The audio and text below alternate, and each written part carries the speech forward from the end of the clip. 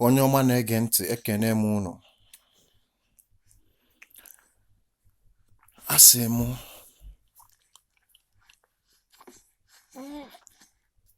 can clear the air.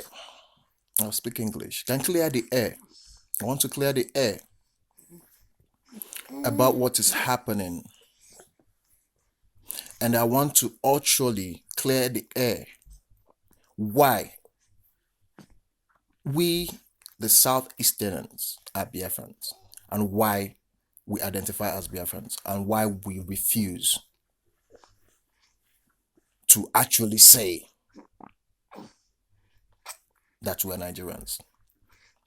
Number one, we are never Nigerians. Even if we try to be Nigerians, we can never be Nigerians. Then, another thing is, the way we are being treated doesn't show that we belong to the country called Nigeria. I will give a long history, and also I would want someone who is listening to me to actually calm down and follow up, because I'm going to give reasons and it's going to be so practical. And also I'm going to actually enlighten some people to know what is going on. If you go to Google about Biafra right now, it will tell you that Biafra existed from when the war started and when the war ended. That is a lie.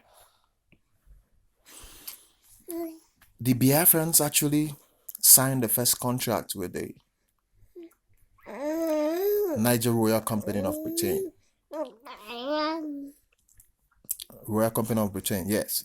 With the Biafrans, that was the first contract they signed with the Biafrans. And that's what led to them coming around to do business and all that before the amalgamation in 1914.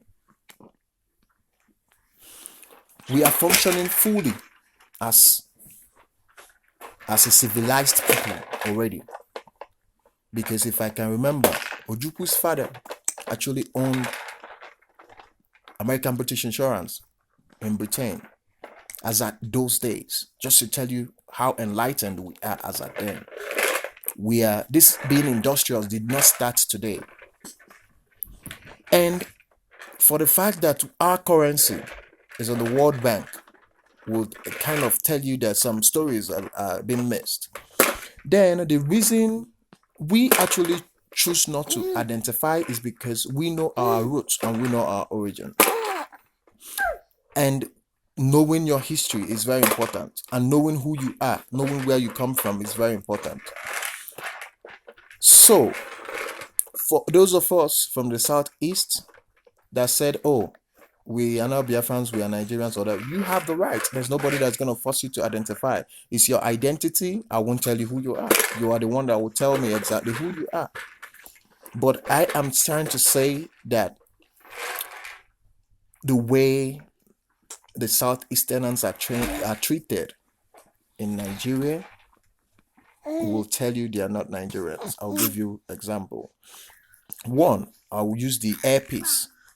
The Airpeace, the airline company, Allen Onyema, the owner, was alleged for money laundering. Under 24 hours, the EFCC organized the case and all that. Everything was all out and they are pursuing it. They want him to go out to go and answer his case. I will tell you, he doesn't have any case. He doesn't. I will come to that. But let's be going. This is when you see EFCC in action, is when it comes to the Southern Eastern people, the Southeasterners. That's when you will know that EFCC, they're actually functional. When it comes to other people, no, they will never do anything. Why I'm saying that is Bola Tinubu was a drug pusher in America. Bola Tinubu was a drug pusher in America. Bola Tinubu, those days, had a job working at the Nigerian High Commission. He doesn't earn up to $2,000 a month. In his account, he was run thousands of dollars, hundreds of thousands in his account. The way the money comes in is also money laundering. And also, he was involved in illegal business, even though he was working as he made civil servant, because he wasn't even he doesn't hold any key position as at then.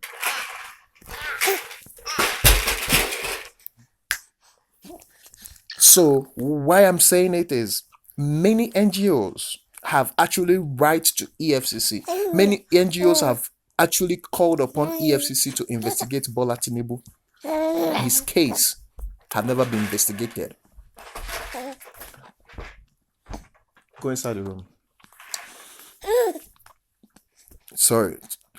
Namdi, go get Bani Mono. Huh? So,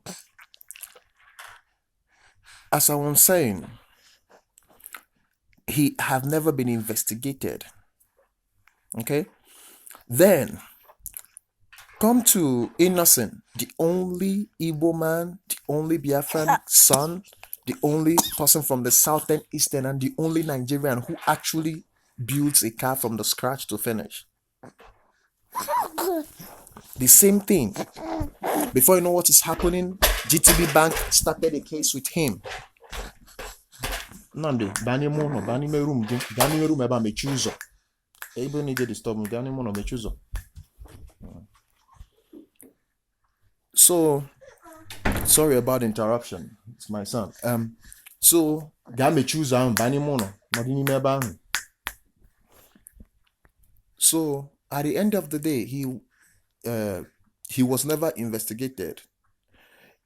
Immediately they said about an Igbo man, they rushed and all that, even to extend that the day they were about to arrest him, they slapped the wife right in front of him. They took him. At the end of the day, he went to court and everything unfolded because everybody got involved. And not because people got involved, because Nigeria judiciary system is not working. The reason why they actually did something about it was just because the masses, which are mostly Igbos, because we are the business people, the business Igbos started taking their money out of GTB Bank. GTB Bank saw the downfall of the bank. Now he doesn't want things to go the way they actually wanted it to go, because he's gonna lose at the end of the day. They can put the man down, Innocent Motors, but he is going down with him. When he found out that this is what's going to happen, they advised him to actually come out plain and try to make peace and try to make things right, and also apologize to customers. That is why GTB was sustained. He was intelligent to actually take that step. But after that, Innocent won the case. After he won his case, his goods, that Nigerian government actually gave him a waiver as someone that was employing people. They gave him a waiver to clear his goods and all that. After that, his goods were sold without notifying him. The law said, before you sell anybody's goods that was seized, you have to notify him. He wasn't notified. They sold his goods. A lot of things happened about that guy's case. If you followed it up, if you have not, you can still go watch it and see what exactly happened. So they sold his goods, did all that. The case he wanted, the GTB could not pay him. He said, okay, it's fine. As a businessman, I don't mind, but give me share that is worth my money in your bank. They still refuse because it's an Igbo man. They actually made Innocent to extend that he is frustrated and about leaving Nigeria. He actually started a big firm in Ghana. He's running to Ghana. Is it Ibeto Cement? He was there before any other cement. A lot of them. Are you want to tell me about such Koscharis? All of them, all Igbos that are big time business people, they actually will use the government and frustrate you. In the southeastern region, there is no development, there's no business, there's no enterprise, because at the end of the day, our seaport is closed down because they don't want an average Igbo man to be able to get his goods cleared easily and sell it easily and do anything easily. They want you to transport from the southeast to the western part of the Nigeria, clear your goods. There's no good road. So how do you travel with a 40-foot container full of your breakable or like electronics or anything? You wouldn't be a fool to try that. So, as a wise man, you want to sell it where you actually cleared it. Meaning, when you sell it, you actually stay in a hotel or stay in a family, and the money you're spending is going into the state economy, which is not in the land of the Biafrans. It's actually in the West region. This is the game. They want you to come there, and you come there, you clear your goods, you do everything you want to do there. You will eat food, you will buy food, you will want to fuel your car there, you want to do everything. So the money you are spending is going into the economy of the state, and also it's actually going into the people, because the Lagosians are the ones gaining. Now, an average smart Igbo man would want to leave his region, come to the West, and get comfortable so he can be able to do his business. That is when you start buying a house. That is when you start investing in their land. That is where you start developing their properties, buying properties and all that. So we are not foolish. This is exactly how mentally they have been enslaving us. This is how they have been treating us really bad. And also, by so doing, they want us to agree we are Nigerians. Should I talk about the students? You go to school, you can't get a job because there's no factory, there's no businesses down there. It's not that we are not capable of having businesses. They wouldn't let you do it.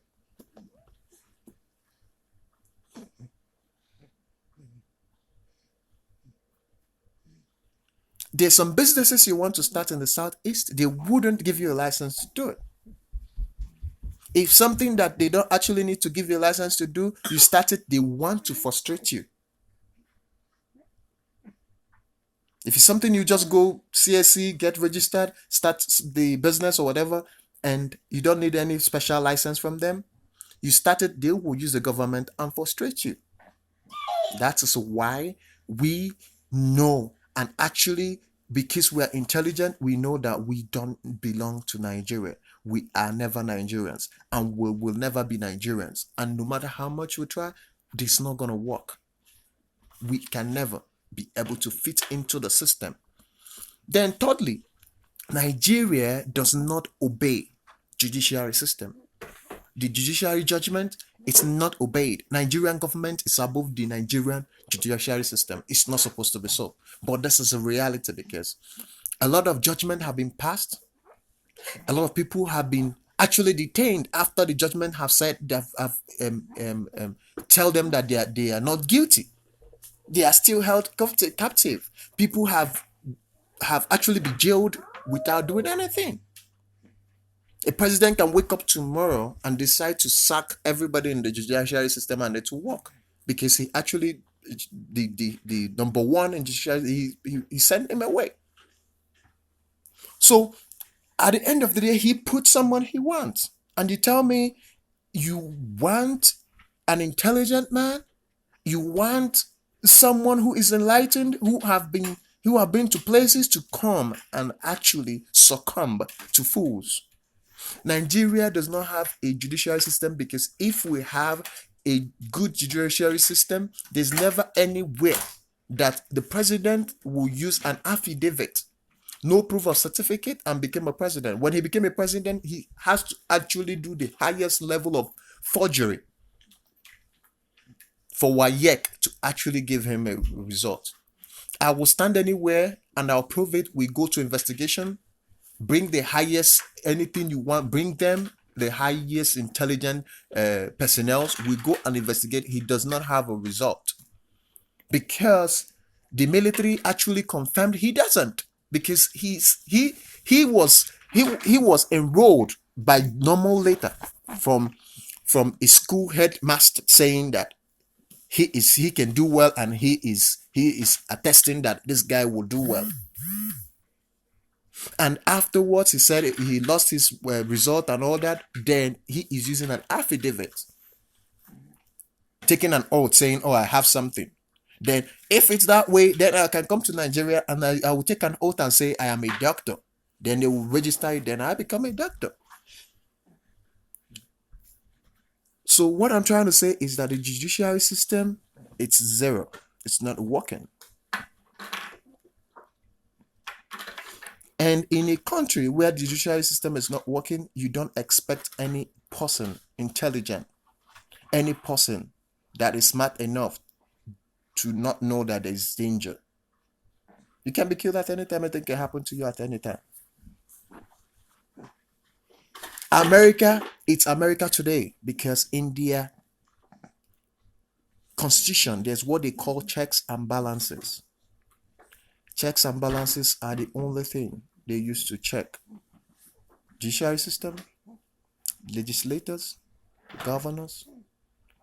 If there's no check and balances in the government, democratic government, it's not a democratic government anymore. Do your research.